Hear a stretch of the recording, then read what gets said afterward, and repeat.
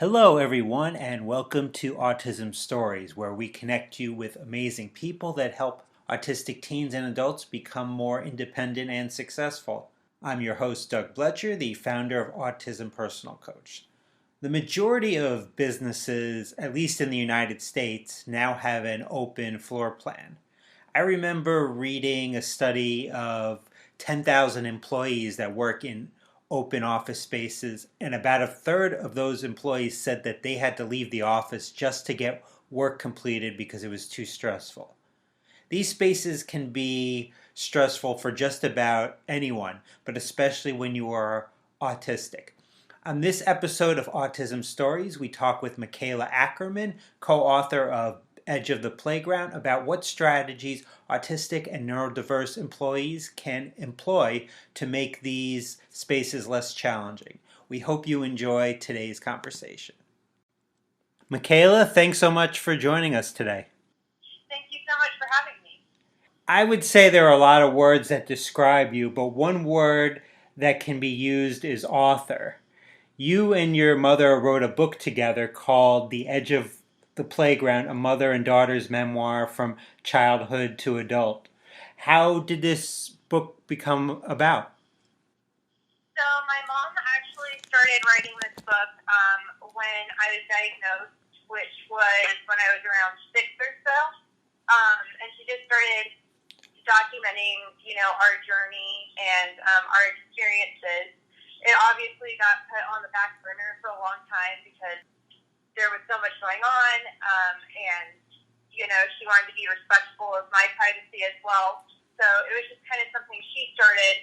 And then when I got older, I knew that I wanted to get into autism advocacy and give back to the community. So at that point, after college and after law school, I launched the Edge of the Playground blog, really with the intent to help people who are transitioning into adulthood, because I noticed myself there was such a gap in resources, especially for myself when I was going through those transitions, and I wanted to help other people. And as the blog grew, started getting, parents and other autistic people who were following it, not just for adulthood transitions, but childhood things as well. And so we revisited the book, and I ended up co-authoring it with her and sharing my perspective along with hers to have just kind of both of us in there to describe what our journey was and what we did and advice that we had for other people. New experiences lead us to discover more about ourselves. So I'm wondering, was there anything you learned from the experience of writing this book that maybe you didn't know about yourself previously? Definitely.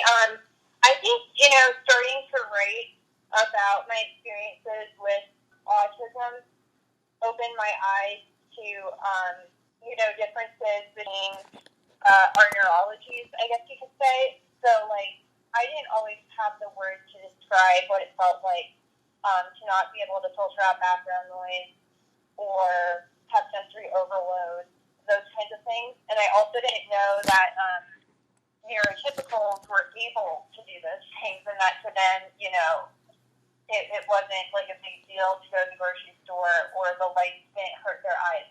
So I've learned a lot about the differences between us and the development, and also the similarities, and that helped me learn a lot more about myself too.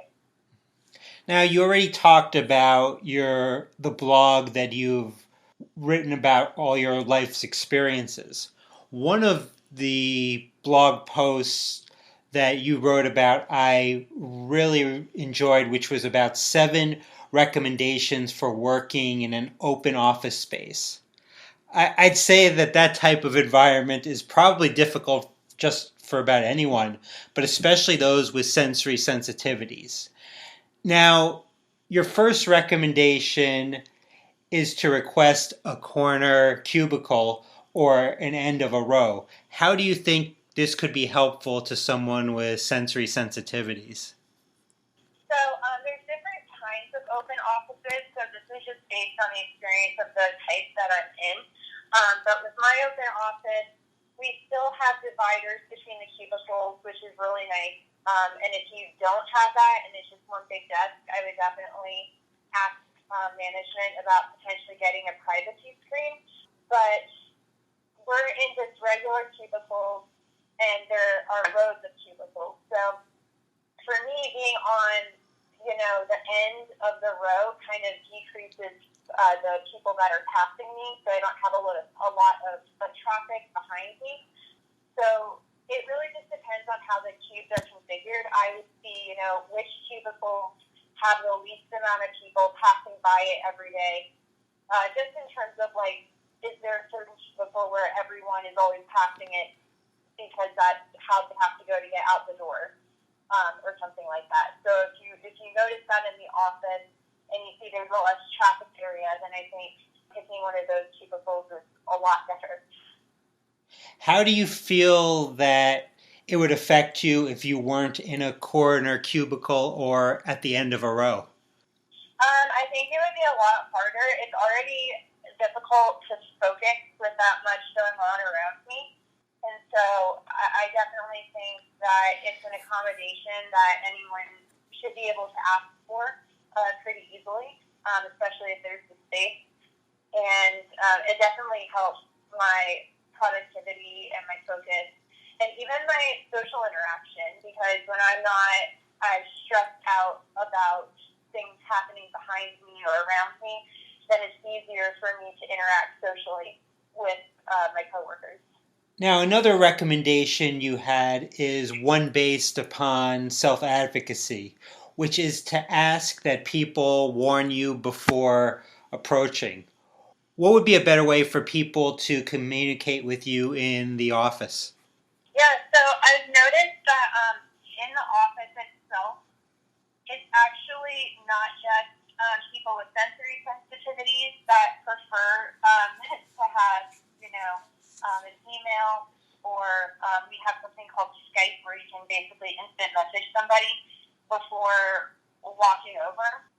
So that kind of normalizes it in a sense, because a lot of people do like to have that kind of time to think and initial warning. And also, if you do have an instant message in your workplace, there's different statuses you can set yourself to. So say you're in the middle of a project that requires all of your focus, and you really can't you can't handle someone coming up without warning at that point. You can set your status to busy, which is kind of a cue to other people not to bother you until that status is set to available. Or, you can just kind of gently give nonverbal type of cues too. I find if I have noise canceling headphones on, or headphones in general, that tends to be a nonverbal cue to other people not to approach, or that you're busy. So that can also be helpful. You also, in your blog, talk about the importance of breaks. Why do you feel this is so important? And is there a number of breaks per day someone you feel like should ideally take? Yeah, I think breaks are really important to for self-regulation and to reset, so you don't get overwhelmed. Any kind of setting I'm ever in, I make sure that I always have kind of an escape, so to speak. So I have a safe place I can go that's quieter and not overwhelming, where I can recharge during the day, even if it's just for a couple minutes. And as far as how many breaks to take, I think that's really up to the person. It's whatever you need, and also it depends on the job. So I would communicate with your coworkers and your managers about what you feel would help you, whether it's a break every hour or whatever it is. I think it depends on the person. What about fidgets? Do you ever use those in your office? I actually don't personally use them. I'm not someone that needs to fidget a whole lot, but I have a lot of coworkers that do use stress balls and other fidget items, and so that's definitely very helpful in terms of focus. And I think it's actually something a lot of people do. So it wouldn't bring a lot of attention if you're worried about that. Working in an open office, there's going to be communication with your coworkers at one point or another. people wanting to share things about their life with you and wanting to know things about you. How do you decide what to share with them and what not to? Yeah, definitely. So it's really kind of a learning curve because workplace social cues are different than just regular cues. Like your coworkers care about you and they want to be your friends, but it's on a different level than say like your family or your best friend. So what I like to do is just start off with something general, like talking about what you did over the weekend, or like if you have plans that night, or if there's a TV show you like, maybe talk about that. But starting off with something general and then allowing them to kind of also join in the conversation. Because I know I have a tendency, especially if it's like something I really love, to just kind of go and talk about everything about it, to tell somebody about it. But that can make someone feel like they don't have a place in the conversation and can be seen as oversharing. So to avoid that, I just kind of start off more general, like, hey, if you watch this show, what do you think? And then allow them to chime in as well. And then just keep it very kind of baseline. And I don't provide, like, the amount of detail that I might provide to a best friend or a family member. And I also don't provide as much information about my personal life office. I keep it very, like, neutral. So what you did over the weekend or interests that you have, but not necessarily, like, all my deepest, darkest secrets, if that makes sense. Yeah, absolutely. Now, earlier you were talking about privacy screens. Do you use these, and how have they been helpful to you? Yeah, so I don't currently have one right now because we have a limited number and I've been working from home a lot more. But I do have a couple other coworkers that have them, the ones that are in the more traffic cubicle areas. And so they're able, it's essentially like a door, like a makeshift door, and you can attach it to the end of your cubicle and you can close it. And that's really helpful. And I've seen people who, don't even have sensory sensitivity using them and finding them extremely helpful because you're basically creating your own door in your own office environment.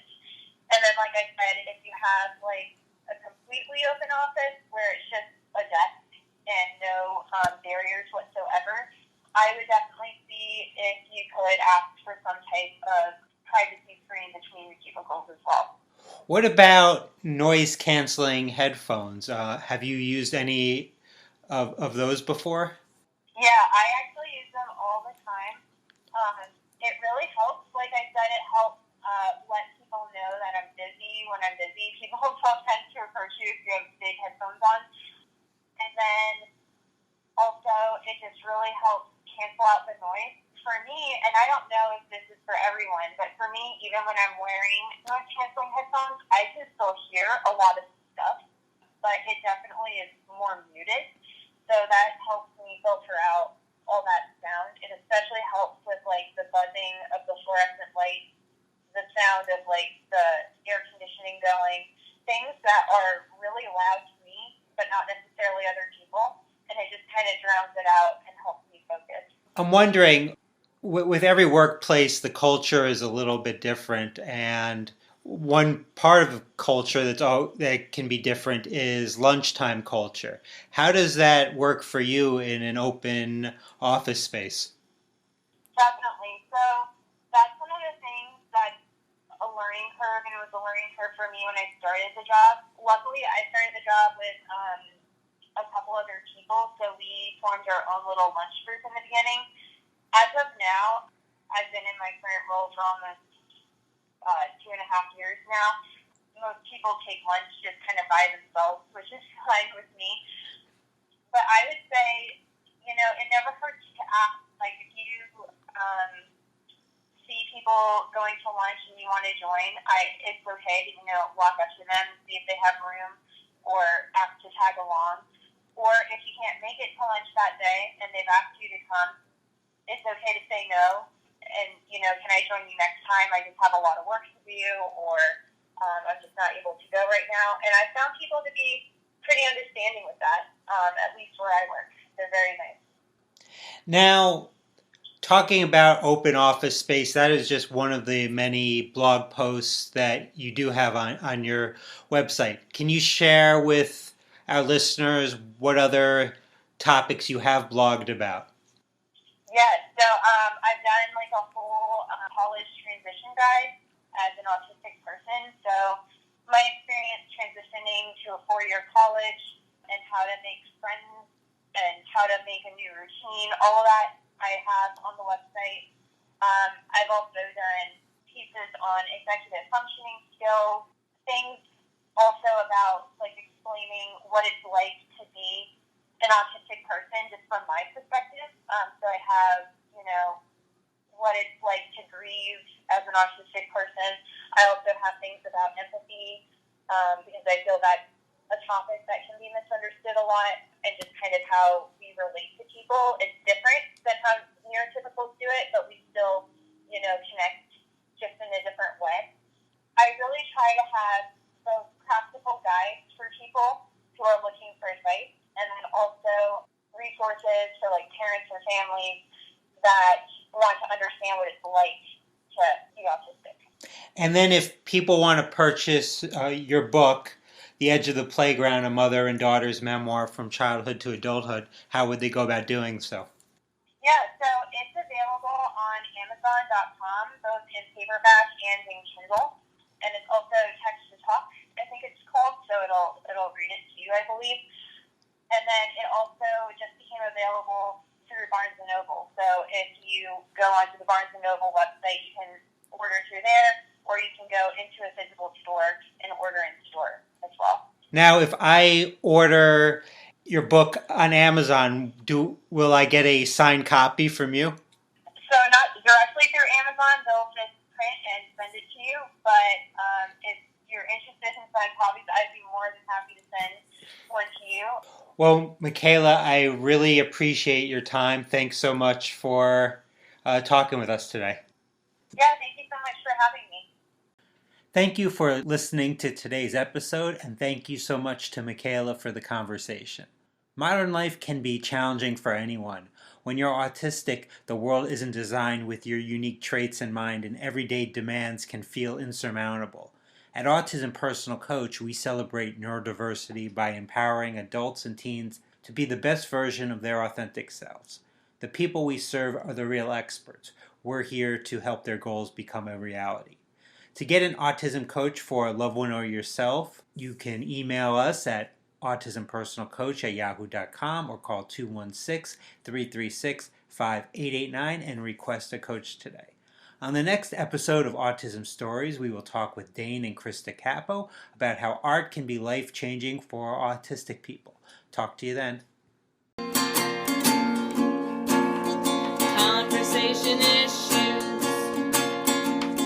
keeping it short,